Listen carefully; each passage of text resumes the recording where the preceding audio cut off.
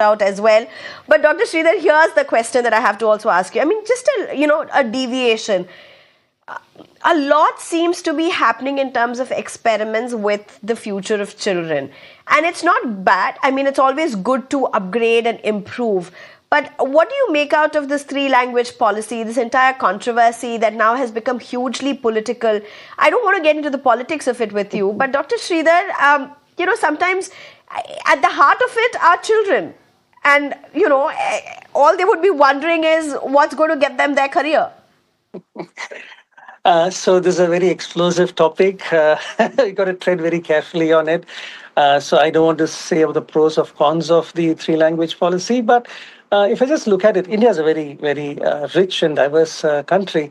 Hey, if you live in a particular place, you need to know the language of that place. It is not right for you living in a place and not knowing the local language and local customs. So it makes sense that if I'm staying in a particular state, I know that state's language.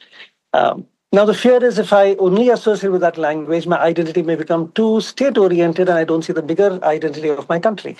And so, hey, it's good to see the country's history, country's language, and the country's culture to get a better alignment with the country itself. And so you want the second language, which would be your national language. And then, hey, that sounds good. Let's stay on with it.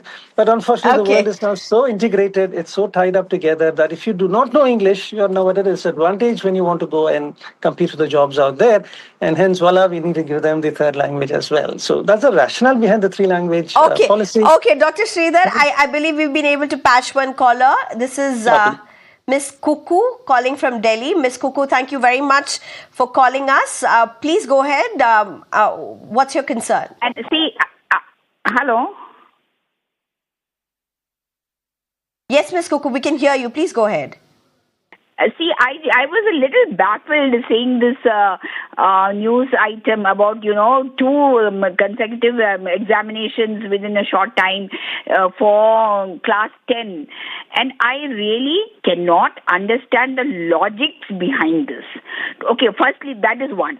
Because I'm so confused. Children struggle with one exam, and to put them through another thing is, I think, really traumatic for them. And let me tell you one thing, madam. You need to put this that exam for class 10, the results does not begin in class 10. People start gearing up actually from class 8. And I remember my principal telling me when I was a young girl that for a good student, an exam day is like any other day. Now, if one fellow or one girl hasn't done well in one thing, they are not. What is the purpose of putting them through another grueling thing? That is one. You can't expect children. Okay. To be, full back in center forward in football and do all extracurricular activities and not pay attention. Let me tell you one thing from what I've seen, of other children studying and their syllabus for class 10 is programmed, the present one, in such a way, their topics for exams and for their projects, that these children are so sure about themselves by the time they are in class 10. They have a definite mind of their own. Let's give children the freedom to make their own choice, and also a panel. Now, I don't know whether any children have been incorporated into this panel. Any panel, anything to do with children should have a representation of children. You should have one guy or a girl who has failed, one mediocre, one average, and one ranking. So that you come to know exactly what they are. Ma'am, I think you have your views are very interesting. And if I could very respond. Interesting views, ma'am. Thank you so much for taking time out and calling us and sharing your opinions. I think, Mr. Sridhar, you wanted to say something? Yes, I think fundamentally there's a little confusion here. The two tests are not mandatory. It's two optional tests which are there. A child can write test number 1 and stop. No reason he has to write test number 2. He's only given the choice of writing test number 2 if he does badly. It was there earlier as a supplementary. So even if the child has opted for the 2 exams, the child can take one exam and leave out the other? Even if the child in the beginning of the session has taken 2 exams? It's a better of the two. So if I do well in the first test, no just allow me a minute. I'm being joined by Mr. Ajay from Jammu and Kashmir. Mr. Ajay, please go ahead. Very good evening. Thank you for calling us. Evening. I'll be very short. NEP is just in blazer, the fatal Manu code. Okay, kids got no options, and good for kids. It could have been quarterly also. Kids got no option now. It's open merit now. Thank you.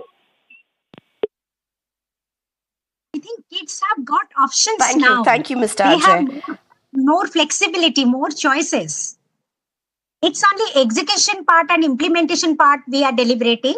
It will be challenging. Otherwise, for kids, nobody is forcing them to appear in both the exams. Exactly. And then they can decide if they want to improve their score. Suppose some child has scored 85 in maths, but they want 95, then only they are sitting. Or if they are not qualifying 33%, or if there is some medical emergency, or if the child is representing country in some sports or something, they are getting another chance. So there is a lot of flexibility. There is no problem there.